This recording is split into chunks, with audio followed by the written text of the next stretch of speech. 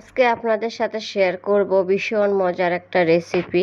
সেটা আপনারা একবার খেলে বারবার খেতে ইচ্ছে করবে, আমার শাশুড়ি মায়ের হাতের। তো আসসালামু আলাইকুম, কেমন আছেন সবাই? আশা করছি যে যেখান থেকে দেখছেন সবাই অনেক ভালো আছেন। আজকে আপনাদের সাথে ইলিশ মাছ লাউ পাতা দিয়ে কিভাবে রান্না করে ওটা শেয়ার করবো আর কি। এই রেসিপিটা খেতে ভীষণ মজা। তো এখানে আমার শাশুড়ি মেয়ে সরিষা, পেঁয়াজ, কাঁচামরিচ একসাথে বেটে নিছেন, আর এর সাথে একটু হলুদ লবণ মিক্স করে এখন ইলিশ মাছের সাথে এই যে মেখে নিতেছে। ইলিশ মাছের পুরো গায়ে গায়ে মেখে দিতে হবে, তাহলে খেতে অনেক ভালো লাগে। এই যে দেখেন আমার শাশুড়িমা কীভাবে মাখতেছেন, খুব ভালো করে মেখে নেবেন। মেখে হচ্ছে আপনারা লাউ পাতার মাঝখানে বসায় এভাবে পাতাটা ভেঙে দিবেন।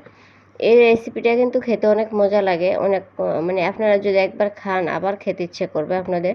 তো পরবর্তীতে এটাকে হচ্ছে সুতা দিয়ে বাঁধ দেওয়া হবে। এখন সব রেডি করে রাখতেছে। এই যে এখন তেলে ভাজতেছে, যে দেখেন আমি কিন্তু সুতা দিয়ে বাঁধ দিয়ে দিছি।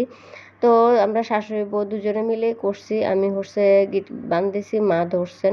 তো এখন তেলে ভাজতেছে। এগুলো কিন্তু তেলে ভাজলে হয় কি, আপনি পাতাটাও খেতে পারবেন, মাছের ভিতরে যে মাছ আছে ওই মাছটাও খেতে পারবেন।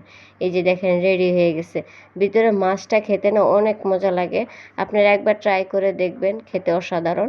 তো রেসিপিটা কেমন লাগলো অবশ্যই জানাবেন। আল্লাহ হাফেজ।